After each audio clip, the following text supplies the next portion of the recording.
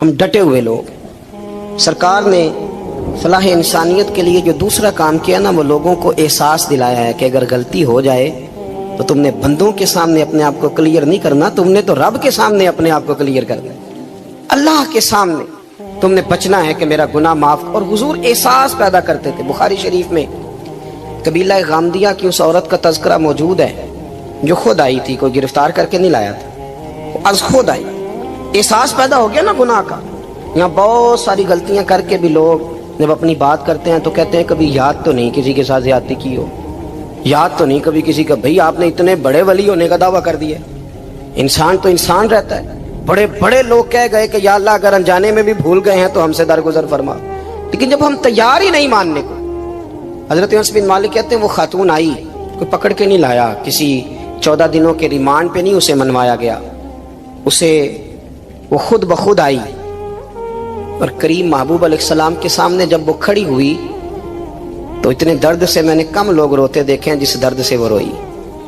عرض کرنے لگی حضور میں غلطی کر بیٹھی ہوں، مجھ سے زنا ہو گیا، مجھے پاک کر دے۔ تو محبوب کریم علیہ السلام نے فرمایا تو کیسے ثابت کرے گی تو نے گناہ کیا؟ یعنی مجرم کو ثابت کرنا پڑ رہا ہے کہ میں گناہ گار۔ یہ وہ کمال ہے کہ انسانوں کو احساس ہونے لگے کہ یہاں ہم غلط ہیں۔ جب اعتراف جرم ہوتا ہے، جب بیماری کی تشخیص ہوتی ہے تو پھر اس کا علاج بھی ہو جاتا ہے۔ حضرت انس بن مالک کہتے ہیں وہ عرض کرنے لگی حضور میرے پیٹ میں ناجائز بچہ ہے۔ حضور نے فرمایا جا جب بچہ پیدا ہو تو پھر آنا۔ وہ 8 ماہ کے بعد آئی تو اس کی گود میں پھول سا بچہ تھا۔ حضور نے فرمایا واپس جا، جب روٹی کھانے لگ جائے تو پھر آنا۔ وہ 2 سال 2.25 سال دودھ پلاتی رہی، پھر جب آئی تو بچے کے ہاتھ میں روٹی کا ٹکڑا تھا۔ کریم محبوب صلی اللہ تعالی علیہ وسلم سے آ کے جب اس نے بات کی تو وہ درد سے روئی، کہنے لگی یا رسول اللہ 3 سال ہونے کو ہیں، میں نے گناہ کیا ہے، میں ساری رات سو نہیں پاتی۔ حضور تڑپتی ہوں، اگر اس حال میں مر گئی تو اپنے رب کو کیا منہ دکھاؤں، مجھے پاک کر دے، میرے حال پہ رحم فرمائے۔ محبوب کریم صلی اللہ علیہ وسلم نے بچہ ایک صحابی کو دیا، فرمایا بچوں کی طرح پالنا، اور کہا اسے لے جاؤ، پتھر مار مار کے اسے سنسار کر دو۔ صحابہ کہتے ہیں اسے پتھر لگ رہے تھے اور حضور بے چینی کے ساتھ ٹہل رہے تھے۔ آ کے خبر دی حضور وہ تو وصال کر گئی، انتقال ہو گیا۔ فرمایا یہاں تک تو بات اس کی تھی۔ حضرت انس بن مالک کہتے اب محبوب کریم نے صحابیات سے فرمایا اسے غسل دو، کفن پہناؤ، جنازہ تیار ہو جائے تو مجھے خبر کرنا۔ حضرت انس بن مالک کہتے ہیں غسل ہوا، کفن ہوا، جنازہ تیار ہوا تو حیران ہم تب ہوئے جب میرے محبوب نے فرمایا صفے بناؤ، میں خود جنازہ پڑھاؤں گا، میں خود جنازہ پڑھاؤں۔ اور سرکار نے جنازہ پڑھایا تو ایک شخص کی زبان سے نکلا حضور اس ملعون کا معاذ اللہ جنازہ جس نے ناجائز بچہ جنا، اس کے لیے آپ دعا کر رہے ہیں، جنازہ پڑھا۔ حضور فرمانے لگے خاموش ہو جاؤ، تم نے گناہ دیکھا ہے اس کا احساس نہیں دیکھا، تم نے غلطی دیکھی ہے لیکن اس کی توبہ کا انداز نہیں دیکھا۔ اور صاحب کنز العمال نے یہ لفظ نقل کیے ہیں کہ کریم محبوب فرمانے لگے اس نے تو ایسی شاندار توبہ کی ہے کہ اگر میں اپنی ساری امت میں بانٹ دوں تو اللہ سب کی مغفرت فرما دے گا۔ احساس جب پیدا ہو جاتا ہے نا اپنے دل کے اندر کہ یہاں میں غلط ہوں، ان العبد اذا اعترف ثم تاب تاب اللہ علیہ، او کما قال نبی صلی اللہ علیہ وسلم، رواہ مشکات۔ حضور نے فرمایا جب کوئی بندہ کہتا ہے نا اللہ میں بھول گیا تھا، اور پھر وہ توبہ کرتا ہے تو رب اس کی توبہ کو فوراً ہی قبول فرما لیتا ہے۔ حضرت عبداللہ بن حذافہ جہاد کر رہے تھے، روم کے عیسائیوں نے گرفتار کر لیا، 1000 آدمی نے مل کے پکڑا، گرفتار نہیں ہوتے تھے صحابی، 1000 آدمی نے گھیرا ڈالا، گرفتار کر کے لے گئے۔ اور جب بادشاہ کے سامنے گئے تو وزیر کہنے لگا بادشاہ بندہ بڑے کام کا ہے، اگر ہمارے قابو آ گیا تو فائدہ دے گا، صحابی ہیں حضرت عبداللہ بن حذافہ، حضرت فاروق اعظم کا زمانہ ہے، اگر قابو آ گیا تو فائدہ دے گا۔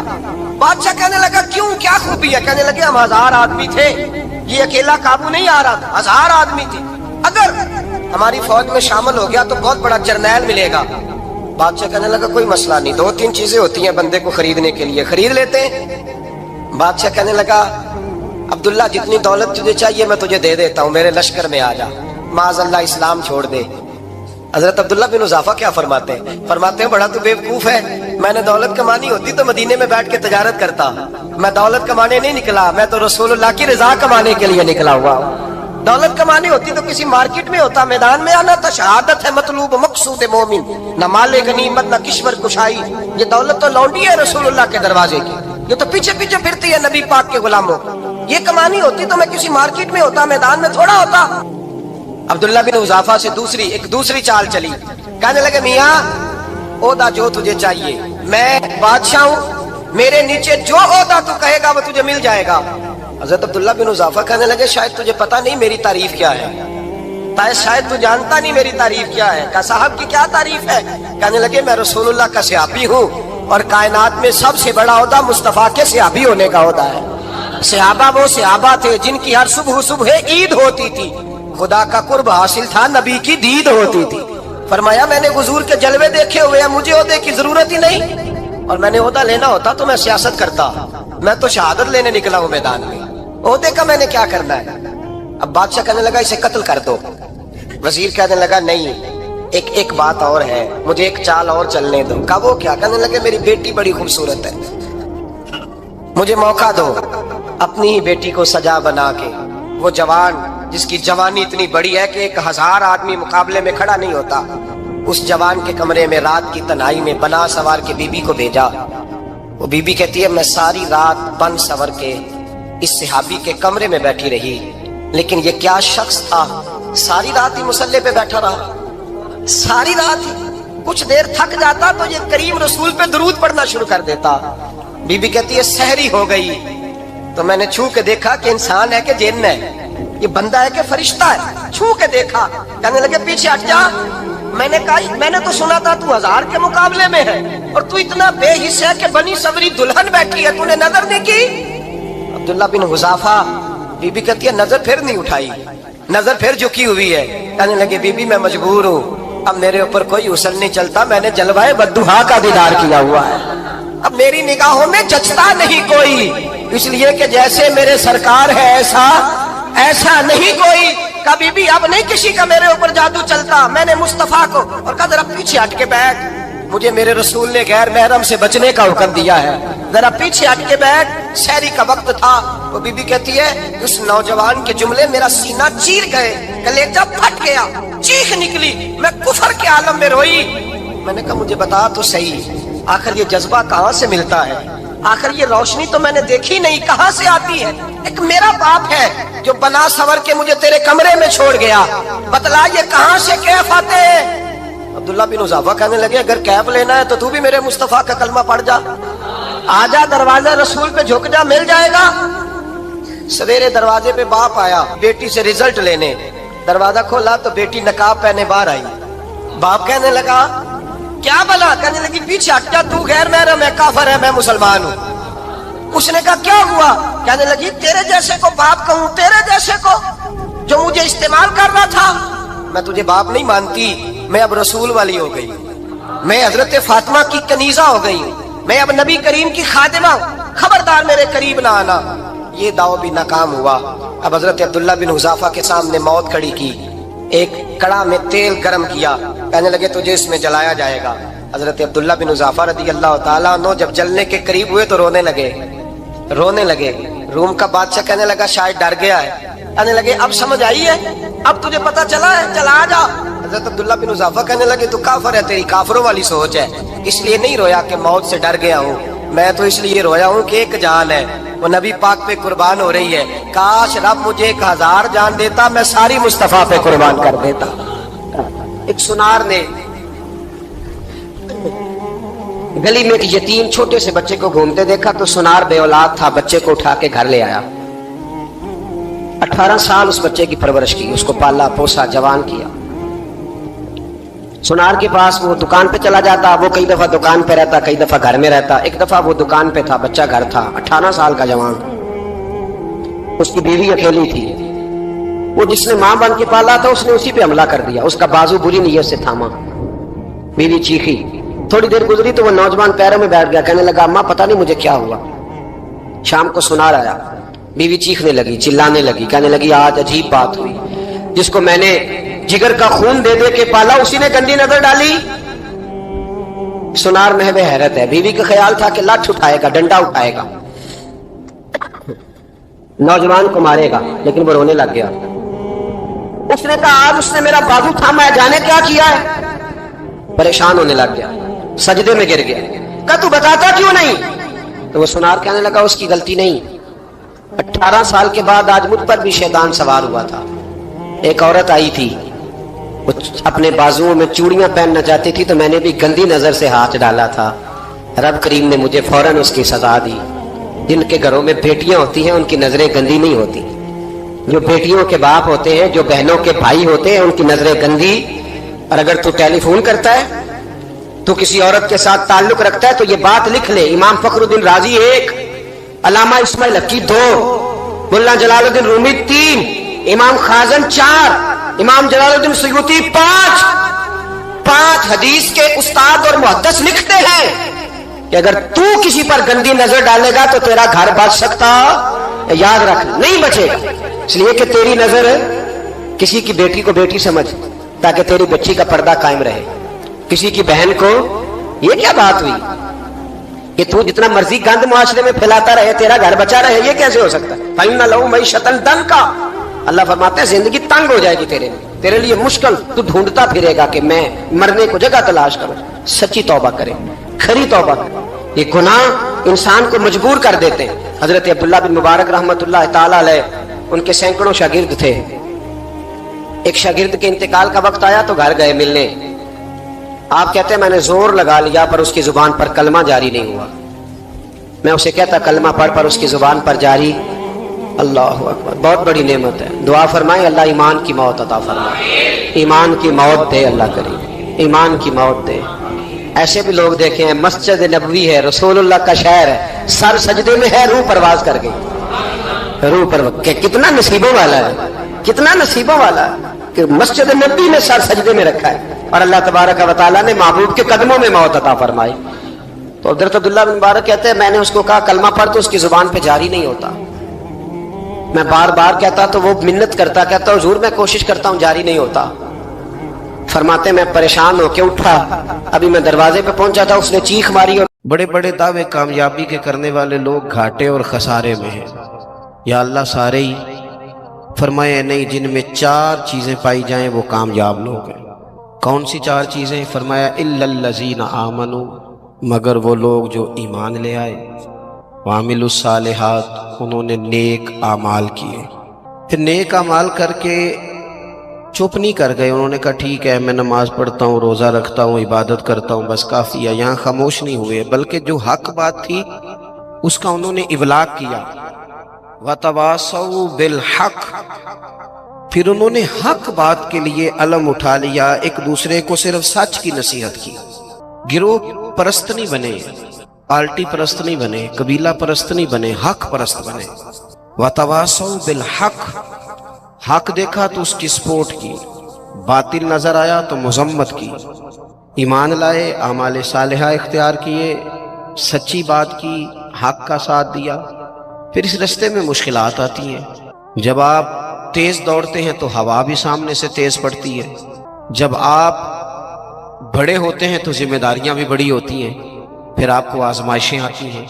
فرمایا وَتَوَاصَوْا بِالصَّبْرِ، پھر انہوں نے ایک دوسرے کو صبر کی نصیحت بھی کی۔ ایمان، اعمال صالحہ، احقاق حق، اعلاء کلمت الحق، اور پھر اس رستے میں اگر کوئی تکلیف آئے تو اس پر صبر۔ 4 چیزیں زندگی میں اختیار کریں۔ سب سے پہلے تو جو تقاضے ہیں ایمان کے، ان کو اچھی طرح سمجھیں۔ ہم اللہ کے ماننے والے ہیں، ہم نے ڈرنا بھی صرف اللہ سے، ہم نے کسی سیاست کر کے، کوئی تدبیر کر کے، کوئی چالاکی کر کے آگے نہیں جانا، اللہ کی ذات پر بھروسہ رکھنا ہے۔ کچھ دیر سے کامیابی ہو جائے گی لیکن کوئی چور رستہ نہیں اختیار کرنا۔ یہ امت کے لیے سبق ہے کتاب و سنت کا۔ ہم نے دنیا داروں پر، سیٹھوں پر، نوابوں پر، لوگوں کی جیبوں پر بھروسہ نہیں کرنا، اللہ کی ذات پر بھروسہ کرنا۔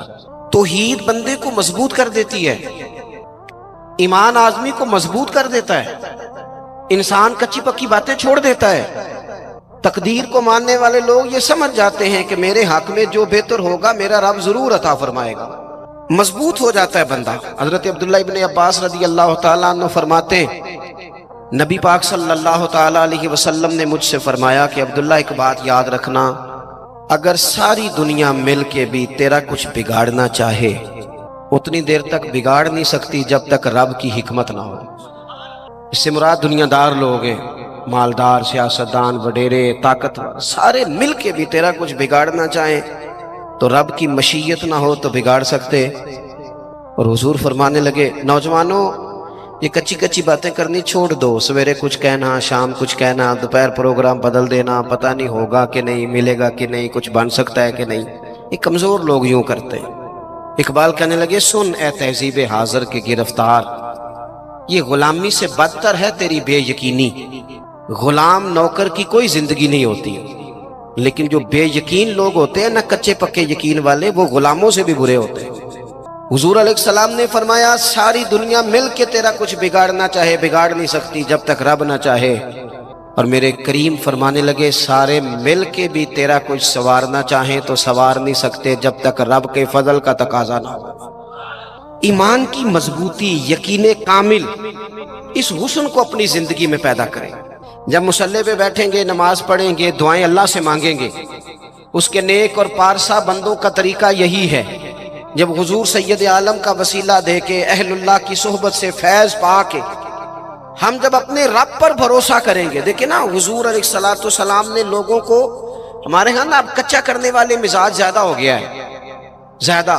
4 एंकर टीवी पे बैठते हैं, वो सिर्फ हमें डिवाइड करते हैं, तकसीम करते हैं। 4 मुख्तलिफ राय, चाहे मुख्तलिफ लोग देते हैं, सवेरे बंदा फैसला करता है कि पता नहीं कौन ठीक है, पता नहीं कौन सही कह रहा है। डिवाइड, तकसीम, हमारे जहनों को बुरी तरह बांट दिया गया। लोग जाते थे किसी को अल्लाह वाला समझ के, दरवेश समझ के कि चलो ये रब रब बताएगा, और अहलुल्लाह की निस्बत बड़ी चीज है, अल्लाह वालों की निस्बत बड़ी चीज है, और खुदा दे ये दौलत तो बड़ी चीज है। अल्लाह का बंदा तो बंदे को मजबूत करता है ना। लेकिन आप चले गए, बाबा जी मेरा काम नहीं चलता, तो बाबा कहता है तुझे तो काला जादू हो गया है। वो खुदा के बंदे, मुसलमान है, मोमिन है। अगर किसी वक्त को बद नजरी हो भी गई तो नबी पाक ने बताई नहीं सूरत बकरा। हम कमजोर पड़ जाएं, और जी तेनू किसी ने कुछ कीता है, अब कोई तो दुश्मन होता ही है ना। सारी रात बंदा अपने शरीका बरादरी पे शक करके गुजार देता है।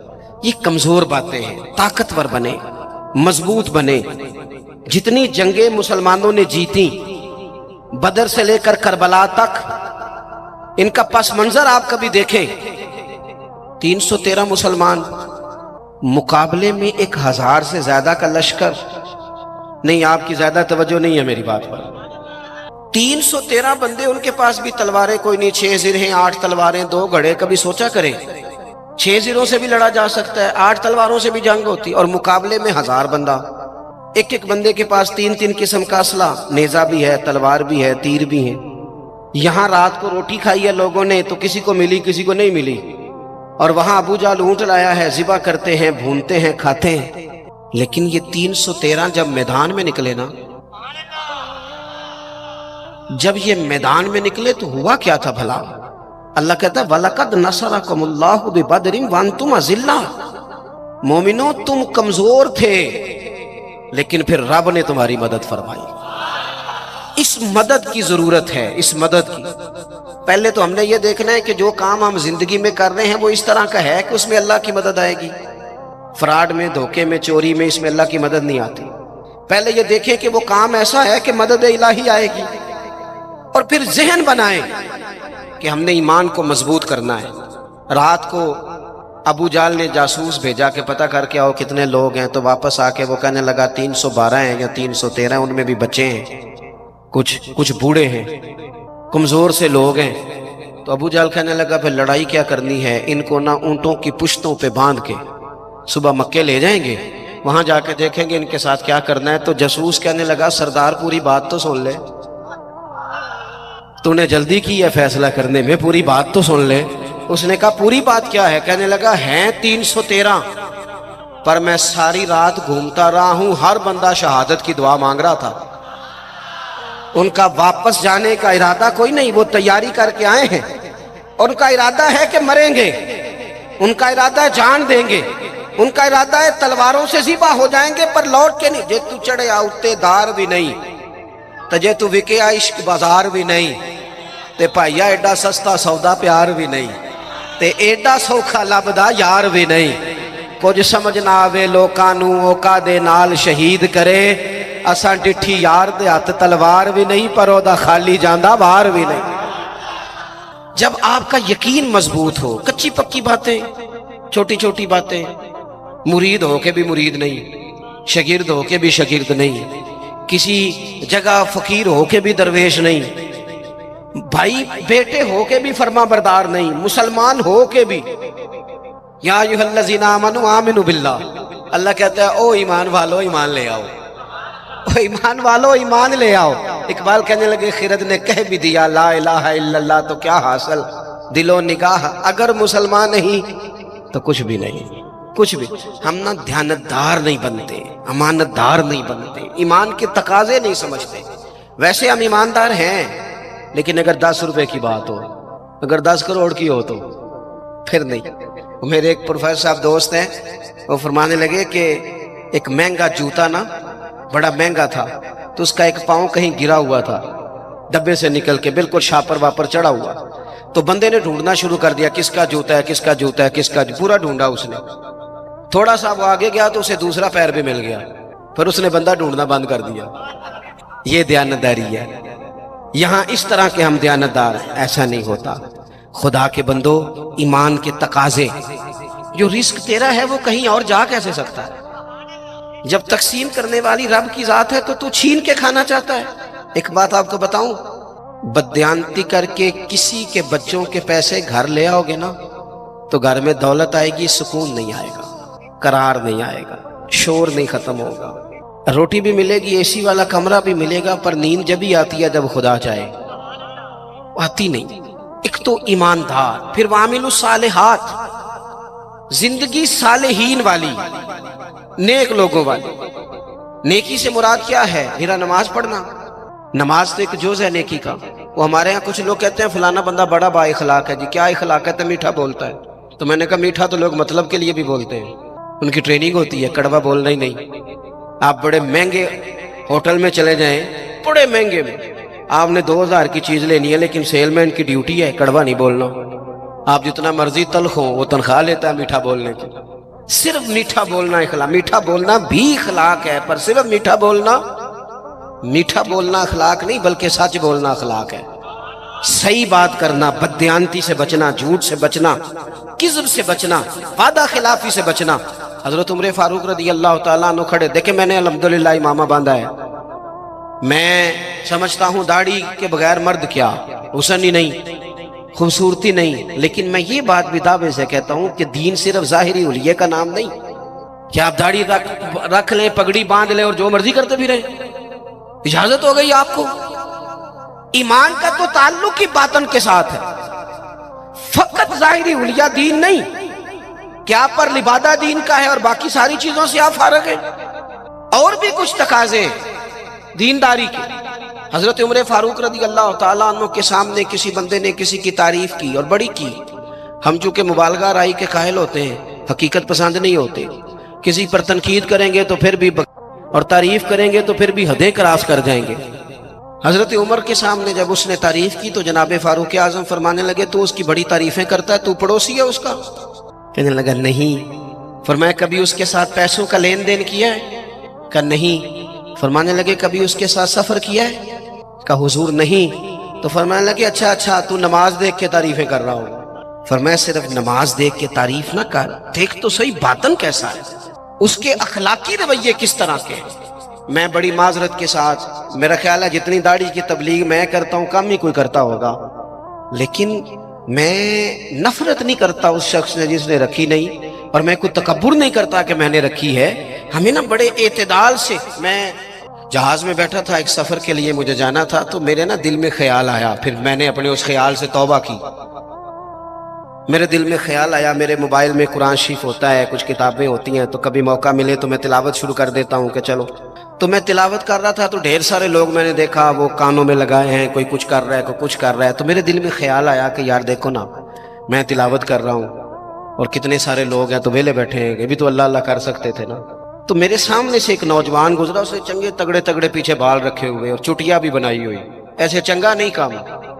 حضور نے لعنت فرمائی ہے اس مرد پر جو عورتوں جیسی صورت بنائے، اور اس عورت پر جو مردوں جیسی صورت بنائے، یہ ٹھیک نہیں۔ رب کریم نے جہاں آپ کو رکھا ہے آپ وہی حلیہ اختیار کریں، جائز نہیں مرد عورتوں جیسے کپڑے پہنے، عورتیں مردوں جیسے کپڑے پہنے، یہ جائز نہیں۔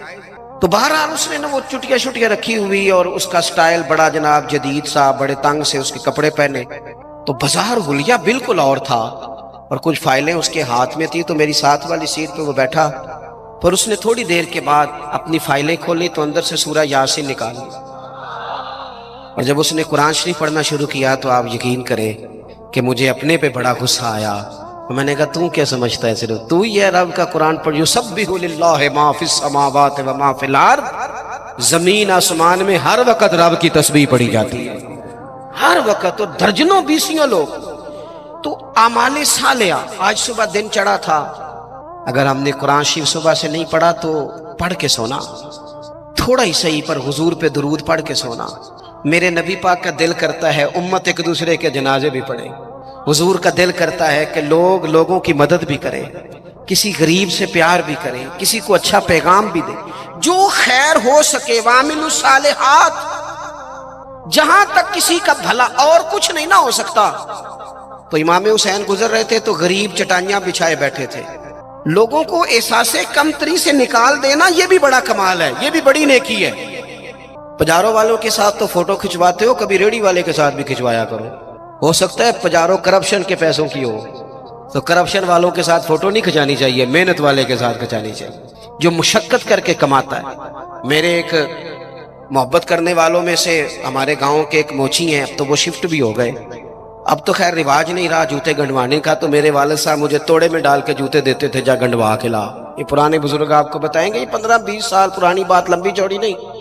وہ جوتے گنڈوانے جاتے تھے تو کبھی ان کو وہ کہتے نا 3 روپے ہو گئے جوتا گانٹھنے کے، تو 5 دے دیتے، کہتے چوکا اپنے 2 روپے میں کر کے کھانا۔